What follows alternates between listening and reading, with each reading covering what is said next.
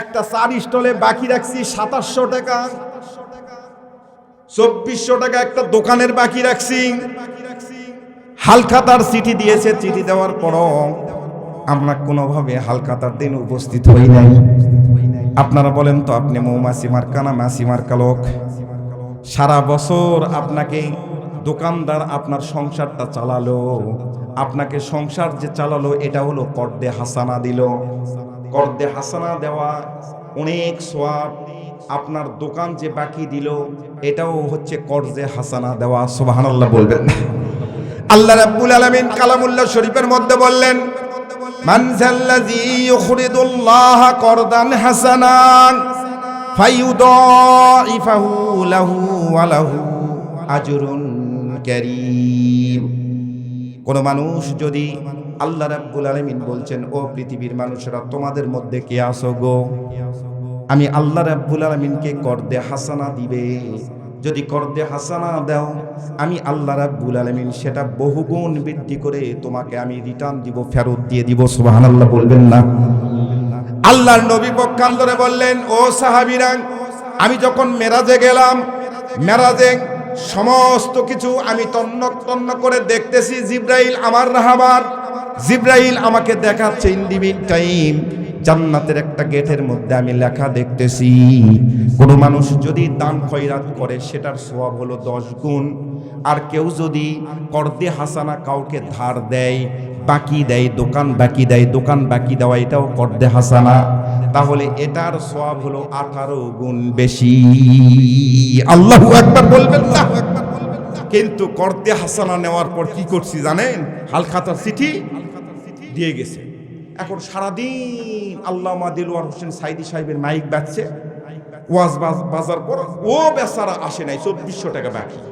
আচ্ছা, একটা চার স্টলে 2400 টাকা বাকি থাকলে এই চার স্টলটার কিছু থাকে ভাই? কিছু থাকে? আপনি বলেন তো, আপনি মাছি মার্কা না আপনি মৌমাছি মার্কা?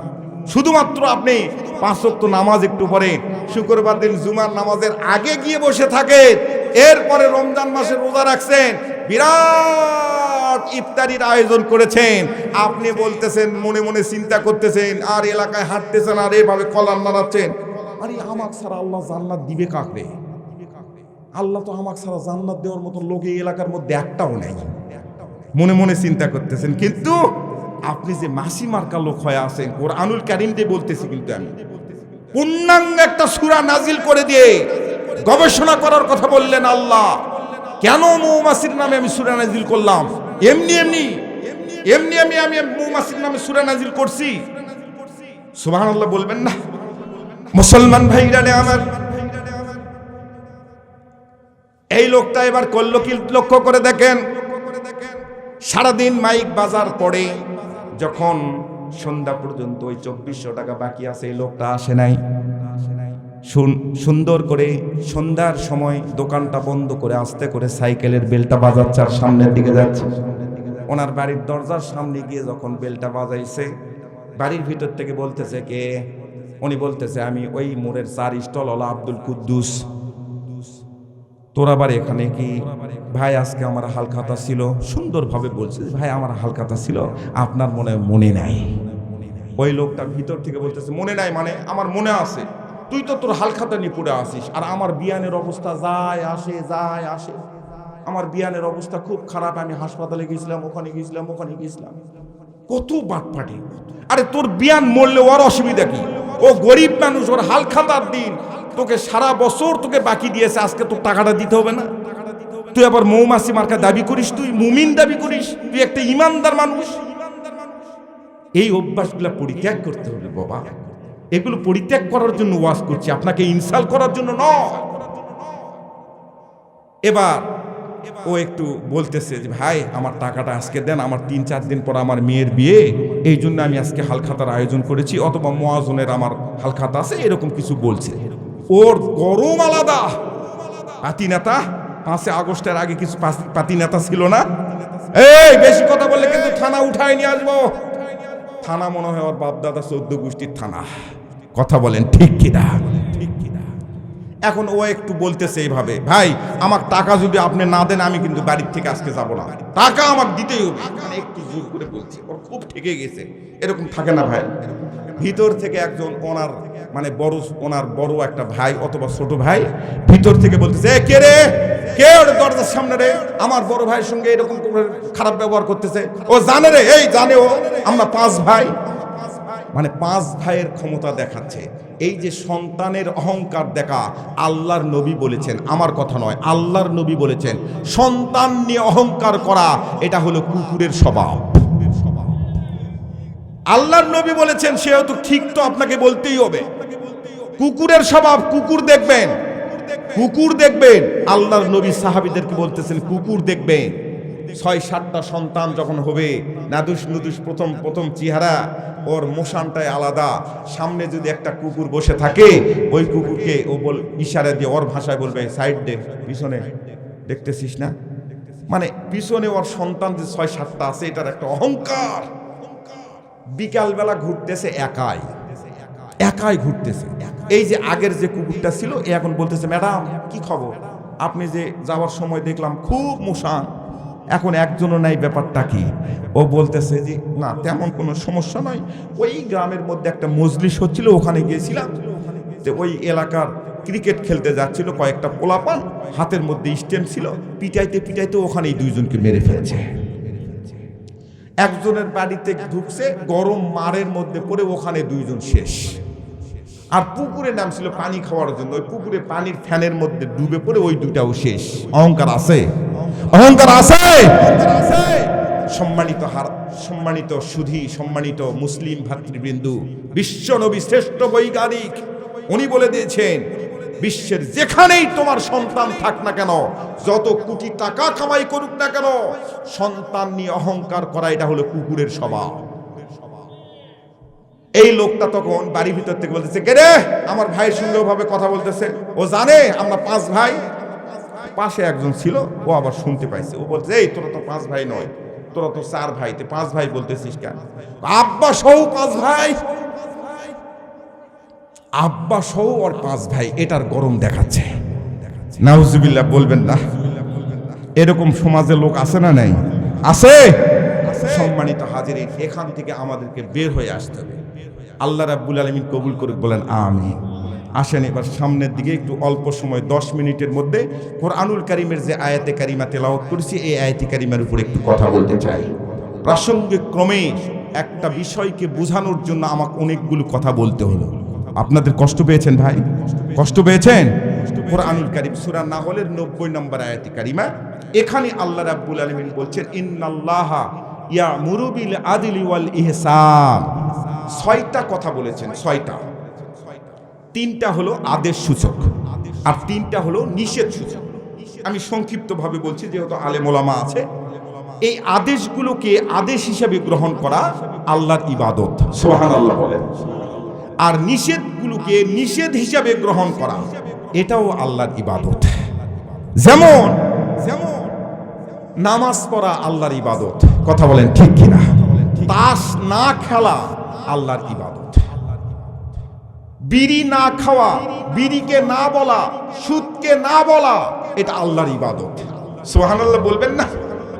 এখন 4 জন একসঙ্গে বসে তাস খেলতেছে। একজন বলতেছে 16, ও বলতেছে 80, 17, 80। যদি বলেন এই নামাজের সময় হয়েছে চল, ও বলতেছে না, এখানে যাব না। আরে তুই সব জায়গায় আসিতে নামাজের সময় যাওয়া লাগবে না? মুসলমান ভাইরা আমার, আল্লাহ রাব্বুল আলামিন বললেন, ইন্নাল্লাহা ইয়ামুরু বিল আদলি ওয়াল ইহসান।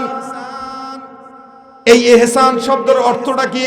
6টা শব্দ আছে এই আয়াতে কারিমার মধ্যে, একটা শব্দ নিলাম। শুধুমাত্র হক আদায় করার জন্য আমি হাত দিলাম। আপনারা যদি কষ্ট না পান তাহলে 10 মিনিট কথা বলার অনুমতি চাচ্ছি। অসুবিধা ভাই? অসুবিধা? তাকবীর দেন, লিল্লাহি তাকবীর, লিল্লাহি তাকবীর। ইহসান শব্দের অর্থ হলো ভালো আচরণ করা। কথাটা কিন্তু খুব সহজভাবে বললাম। কি আচরণ করা? ভালো আচরণ। এই যে আমার মামা, ইনি আমার আপন মামা, আলহামদুলিল্লাহ বলেন।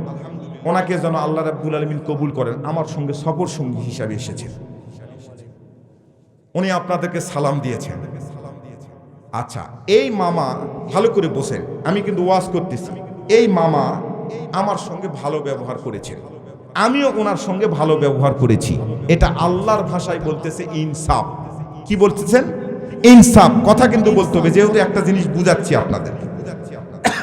উনি আমার সঙ্গে ভালো ব্যবহার করেছেন, আমাকে স্নেহ করে, ভালোবাসে, কিন্তু আমি ওনার সঙ্গে খারাপ ব্যবহার করেছি। এটা আল্লাহর ভাষায় বলতেছে আমি ওনার প্রতি জুলুম করলাম। কি করলাম? জুলুম।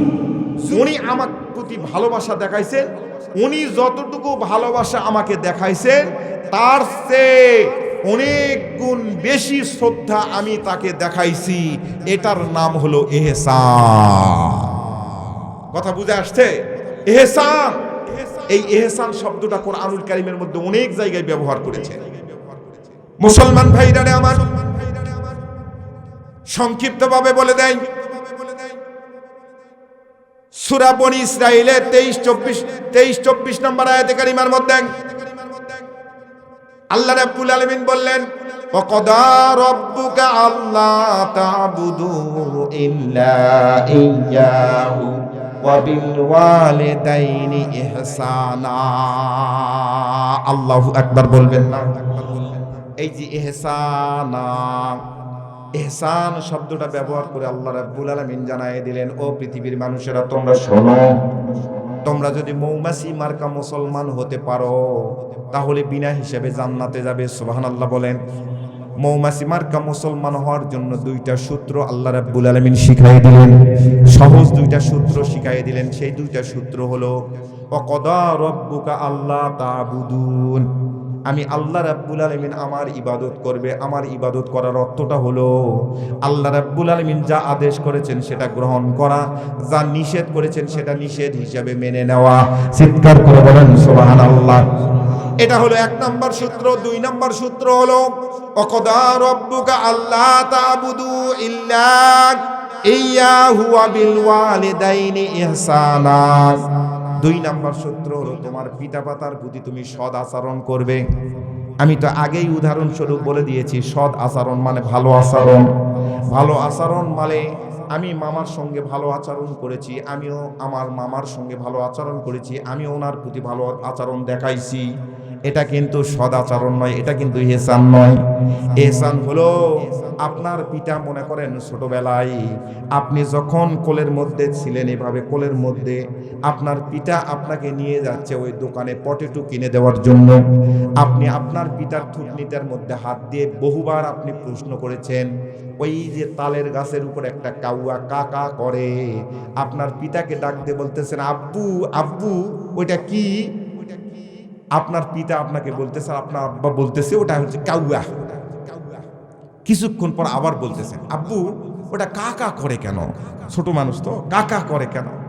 আপনি বলতেছেন আব্বু ওটা ক্ষুধা লাগছে তাই। কথা বলেন ঠিক কিনা? কথা বলেন ঠিক কিনা? আবার বলতেছে, আবার বলতেছে, আবার বলতেছে। এরকম ভাবে 5-7 বার যখন বলছে একই প্রশ্ন, আব্বু কাকা করে কেন, কাকা করে কেন, তখন আপনি আপনার সন্তানকে এভাবে কোলের মধ্যে আছে তো এভাবে আস্তে করে মুখের উপরে একটা চুমু, চোখের 2 চোখের মধ্যে একটা চুমু, কপালের মধ্যে একটা চুমু, ঠোঁটের মধ্যে একটা চুমু দিয়ে মৃদু এভাবে চাপায়ে ধরে আপনি বলতেছেন আব্বু ওটাকে ক্ষুধা লাগছে রে বাবা, ক্ষুধা লাগছে, ক্ষুধা লাগছে, ক্ষুধা লাগছে। কথা বলেন ঠিক কিনা? ঠিক কিনা? মুসলমান ভাইরা আমার, এই যে আপনি আপনার সন্তানের প্রতি ভালোবাসা দেখালেন, আপনার বাবা আপনাকে ভালোবাসা দেখালো। কেমন ভালোবাসা দেখালো?